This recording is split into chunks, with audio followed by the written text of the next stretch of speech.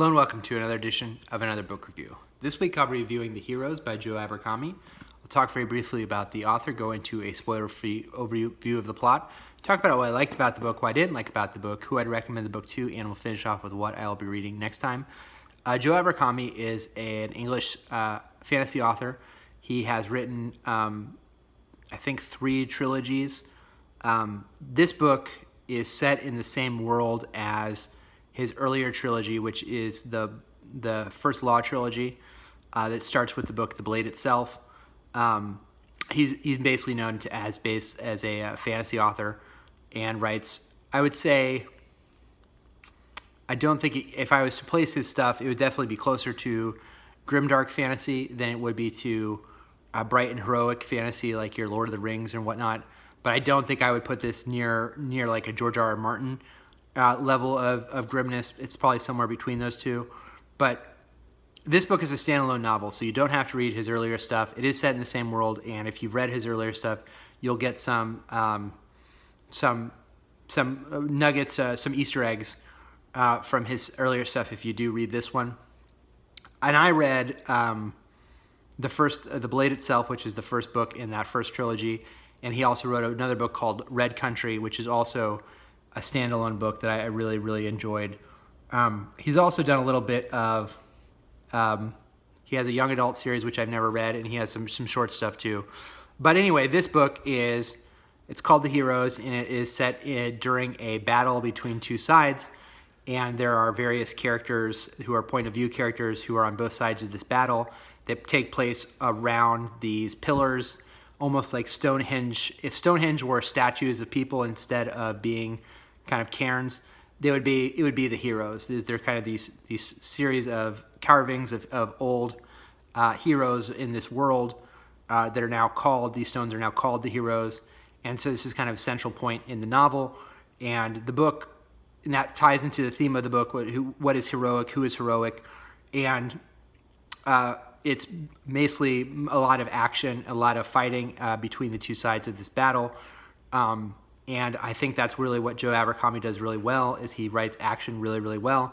If you are someone who is writing in fantasy, and you are going to have battle scenes or fight scenes in your book, I really highly recommend reading either this book or The Blade itself, because I think Joe Abercombie handles action and fighting better than almost any writer that I've ever read. I mean, he's really good at it, and he has a really good sense of balance between the actual fighting and then going into the character's reaction to that fighting that you see kind of again and again, and that's one of his strong suits as a writer. He also, like I said, you have probably about half a dozen point of view characters in this book, and I think one of the things he does well here, as well as what he did well in The Blade itself, I'd say half the time, was he's really good at coming up with what I would call character seeds. So just kind of one sentence descriptions of characters who are interesting, and he's able to take these things that are kind of tropey or almost archetypical and really twist them and put nuance to the character and make you interested in them. I think he does a good job of that in this book more often than not. And he has, like, for instance, one of the characters is the wife of a woman who is the ambitious wife of I don't know if he's a lieutenant or what his rank is in the army, but you have that kind of, this character who's kind of trying to cunningly move things behind the scenes. You have a character who is an old soldier who's on the verge of retiring. You have a character who has a death wish, who wants to get back into the good graces of the king after he's let the king down. And so you have these really interesting character seeds to the novel. And I think kind of the point of the book is to get, again, that theme around what is considered heroic and what makes a hero. Is a hero made? Is it based on what other people think of you? Is it internally what you think of yourself? How do you gauge heroics when it comes to something as horrible as war? Does that change what being a hero means? All the kind of terrible choices that you have to make in the war and in the battle and these things, and what that does to you psychologically. So there's a lot there to this book, and I think he handles that theme of what is a hero and who is heroic and what is heroic, I think, really interestingly. And he kind of comes back to that again and again and again. He also has a really cool map in this book that kind of changes throughout the novel as different events happen in the book, and you kind of see the movement of the two forces as they're trying to strategically move tactically to better their situation in this fight. And you also have a cast of characters in the beginning, which I appreciated a lot. I didn't refer to it all that often because there's not that many characters, but it's nice to have that there just for reference. So I thought that was helpful. I think if I was going to say if I was going to knock the book for a few things, I think the book is a little long. I think there's probably one or two characters he could have excised from the book to kind of bring it down in length.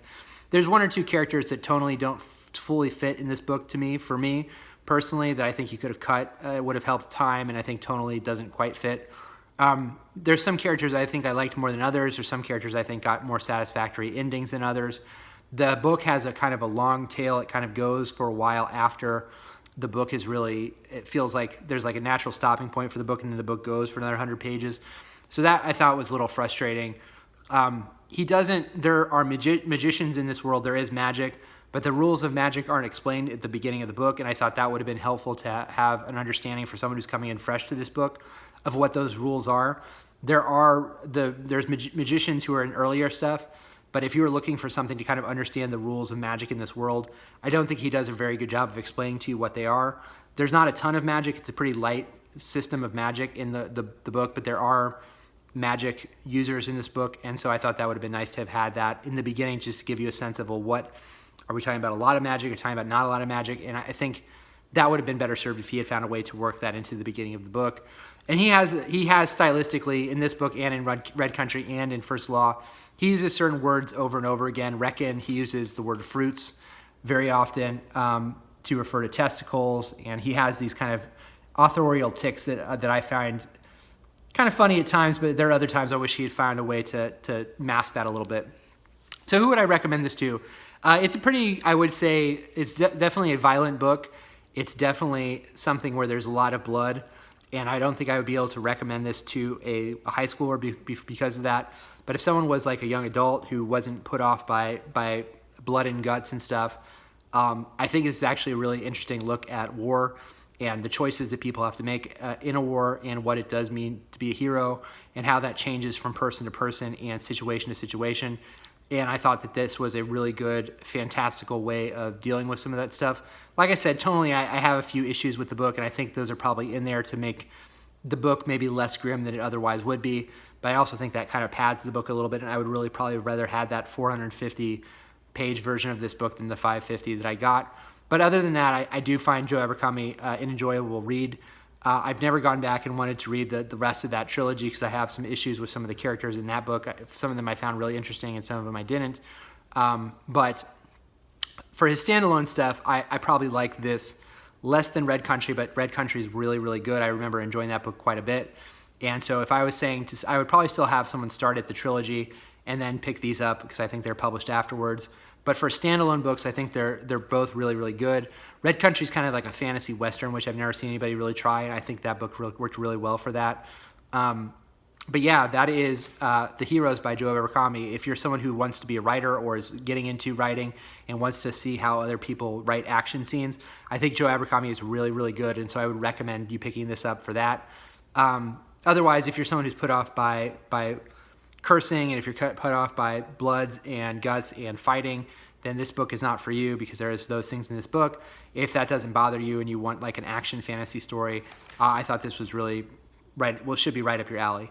So that is The Heroes by Joe Abercrombie. Next time I'm going to be reading, I believe it's Burn Hollywood by Maureen Ryan.